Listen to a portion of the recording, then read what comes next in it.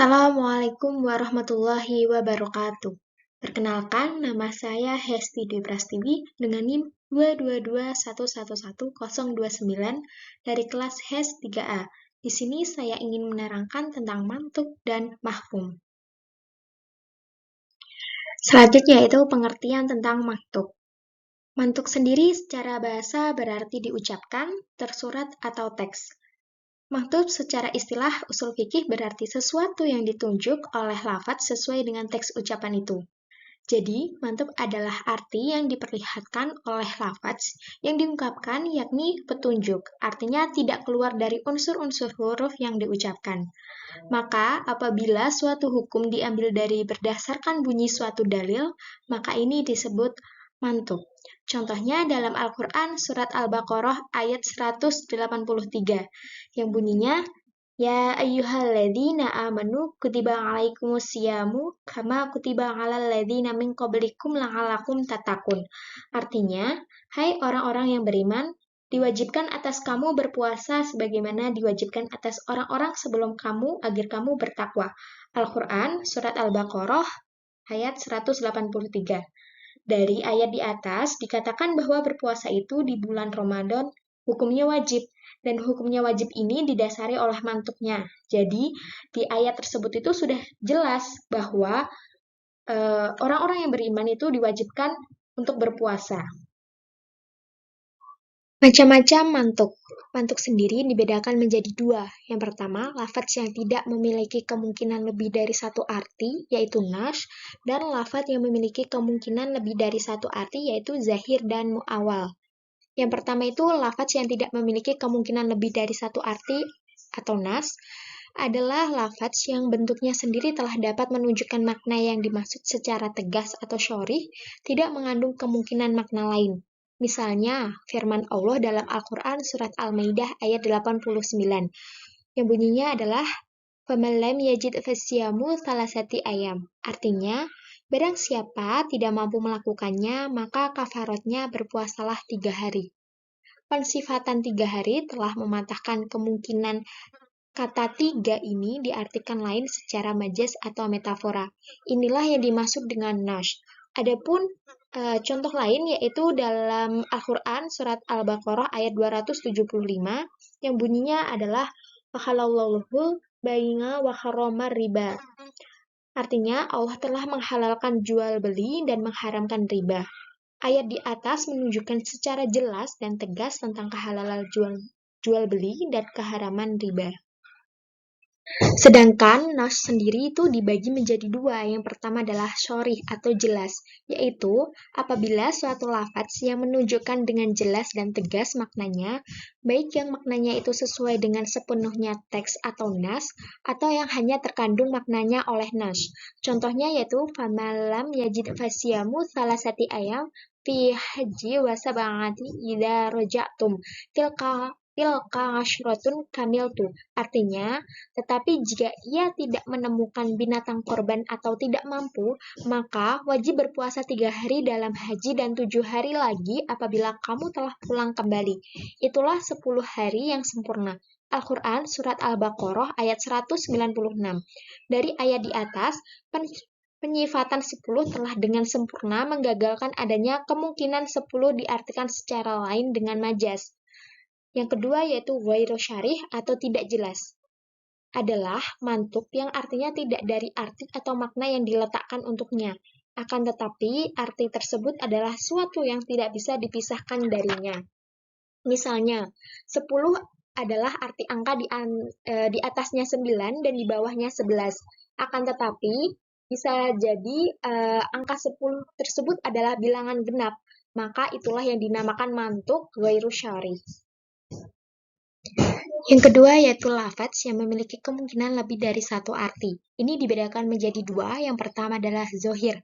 Zohir adalah lafadz yang diberi pemahaman dengan arti yang lebih diunggulkan. Zohir adalah lafadz yang menunjukkan sesuatu makna yang segera dipahami ketika diucapkan tetapi disertai kemungkinan makna yang lemah atau marju. Jadi, zohir ini sama dengan nash dalam hal penunjukannya kepada makna yang berdasarkan pada ucapan. Misalnya, dalam firman Allah Al-Quran Surat Al-Baqarah ayat 222 yang bunyinya wala taqrabuhunna hatta yadhurna. Artinya, dan janganlah kamu mendekati mereka belum suci. Lafadz yadhurna mempunyai kemungkinan arti suci dengan terhentinya haid. Dan arti kata suci itu juga diartikan sebagai mandi janabah dan wudu. Tetapi dari kedua arti tersebut, kemungkinan arti yang kedua ini lebih jelas dan lebih umum digunakan. Yang kedua ada mu'awal, yaitu lafadz yang diberi pemahaman dengan arti yang tidak diunggulkan atau marjuh, karena terdapat indikasi ketidakmungkinan diberi pemahaman dengan arti yang diunggulkan atau rajih. Mu'awal adalah lafadz yang diartikan dengan makna marjuh karena ada suatu dalil yang menghalangi dimaksudkannya makna yang rajih. Misalnya dalam Al-Quran Surat Al-Isra ayat 24 yang bunyinya wahfid lahuma janahad dzulli minar rahmati wa qur rabbir hamhuma kama rabbayani shaghira. Artinya, dan rendahkanlah dirimu terhadap mereka berdua dengan penuh kasih sayang dan ucapkanlah wahai Tuhanku, kasihinilah mereka keduanya, sebagaimana mereka berdua telah mendidik aku waktu kecil. Tidak mungkin ayat di atas memberikan pemahaman kata azuli pada ayat itu dengan pengertian sayap, yang merupakan arti rojih karena pada kenyataannya memang manusia ini tidak memiliki sayap. Karena itu, kata itu harus diberi pemahaman dengan arti lain yang marjuh, yakni perlakuan yang baik terhadap kedua orang tua. Selanjutnya yaitu pengertian mafhum. Secara etimologi adalah isim maf'ul yang berasal dari kata faham atau kepahaman dan fahama atau memahami. Secara istilah, mafhum atau pemahaman adalah arti yang tidak diperlihatkan oleh lafadz yang diucapkan, yakni petunjuk, artinya keluar dari unsur-unsur huruf yang diucapkan. Sedangkan menurut Syafi'i Karim, mafhum adalah sesuatu yang ditunjuk oleh lafadz, tetapi bukan dari ucapan lafadz itu sendiri. Dengan kata lain, mafhum ialah pengertian yang ditunjukkan oleh suatu lafadz tidak dalam tempat pembicaraan, tetapi dari pemahaman yang terdapat pada ucapan tersebut.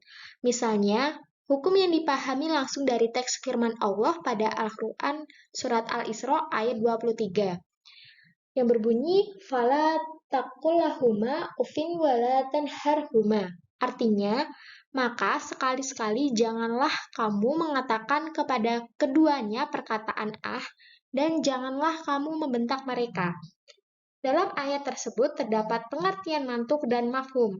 Pengertian mantuk yaitu ucapan lafadz itu sendiri, jangan kamu katakan perkataan yang keji pada kedua orang tuamu, sedangkan mafhum yang tidak disebutkan yaitu memukul dan menyiksa. Karena memukul dan menyiksa di sini juga dilarang karena lafadz-lafadz yang mengandung kepada arti. Diambil dari segi pembicaraan yang nyata, dinamakan mantuk, dan tidak nyata disebut mafhum. Macam-macam mafhum. Macam-macam mafhum ini dibagi menjadi dua. Yang pertama, mafhum muwafaqah, dan yang kedua, mafhum mukhalafah. Yang pertama, mafhum muwafaqah. Mafhum muwafaqah yaitu apabila hukum yang dipahamkan sama dengan hukum yang ditunjukkan oleh bunyi lafadz, atau pemahaman yang diberikan kepada lafadz mafhum itu selaras atau sesuai dengan yang dimiliki oleh lafadz mantuk. Dengan kata lain, makna yang hukumnya sesuai dengan mantuk.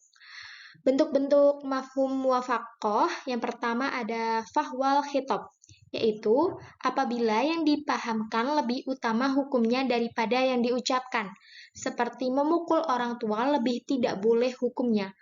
Firman Allah pada Al-Quran Surat Al-Isra ayat 23.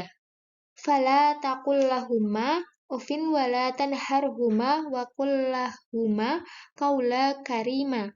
Artinya, maka sekali-kali janganlah kamu mengatakan kepada keduanya perkataan dan janganlah kamu membentak mereka. Dalam ayat di atas menerangkan bahwa kata-kata yang keji saja tidak boleh atau dilarang apalagi memukulnya. Bentuk-bentuk mafhum muwafaqah yang kedua yaitu lahnal khitab, yaitu apabila yang tidak diucapkan sama hukumnya dengan yang diucapkan, seperti firman Allah dalam Al-Quran Surat An-Nisa ayat 10. Innal ladzina ya'kuluna amwalal yatama dzulman innama ya'kuluna fi butunihim naro. Artinya, sesungguhnya orang-orang yang memakan harta anak yatim secara zalim, sebenarnya mereka itu menelan api dalam perutnya dan mereka akan masuk ke dalam api yang menyala-nyala atau neraka. Dalam ayat di atas menerangkan bahwa membakar atau merusak setiap cara yang menghabiskan harta anak yatim sama hukumnya dengan memakan harta anak tersebut yang berarti dilarang atau haram. Bentuk mafhum yang kedua yaitu mafhum mukhalafah. Mafhum mukhalafah adalah pengertian yang dipahami berbeda dengan ucapan, baik dalam istinbat atau menetapkan, maupun nafi atau meniadakannya. Oleh karena itu, hal yang dipahami selalu kebalikannya daripada bunyi lafal yang diucapkan, atau pemahaman yang diberikan kepada lafaz mafhum itu tidak selaras atau tidak sesuai dengan yang dimiliki oleh lafaz mantuk. Seperti dalam firman Allah pada Al-Quran Surat Al-Jum'ah ayat 9. Ya ayyuhalladzina amanu idza nudiya lis-sholati min yaumil jumu'ati fas'au ila dzikrillahi wa dzarul bai'at dzalikum khairul lakum in kuntum ta'lamun. Artinya, wahai orang-orang yang beriman, apabila telah diseru untuk melaksanakan sholat pada hari Jumat, maka segeralah kamu mengingat Allah dan tinggalkanlah jual beli. Yang demikian itu lebih baik bagimu jika kamu mengetahui. Dapat dipahami dari ayat di atas bahwa boleh jual beli di hari Jumat sebelum azan dan sesudah mengerjakan sholat. Jadi, kegiatan jual beli itu boleh dilakukan pada hari Jumat, tetapi boleh dilakukan sebelum sholat Jumat dan sesudah sholat Jumat. Jenis-jenis mafhum mukhalafah. Mafhum mukhalafah ini dibedakan menjadi 5. Yang pertama, mafhum sifat. Mafhum sifat yaitu menggantungkan hukum pada zat dengan salah satu sifat. Yang kedua, mafhum ilat atau sebab, yaitu menggantungkan atau menghubungkan hukum sesuatu karena sebab ilatnya, seperti pengharaman khamar karena memabukkan. Yang ketiga, mafhum adat atau bilangan, yaitu memperhubungkan hukum sesuatu kepada bilangan tertentu. Yang keempat, mafhum ghoyat atau tujuan, yaitu membatasi hukum dengan kata ilah atau hatta. Yang kelima, mafhum hasr atau pembatas, yaitu pemahaman dari redaksi yang menggunakan hasr atau pembatasan. Demikian penjelasan yang dapat saya sampaikan. Jika ada salah kata, saya mohon maaf yang sebesar-besarnya. Wassalamualaikum warahmatullahi wabarakatuh.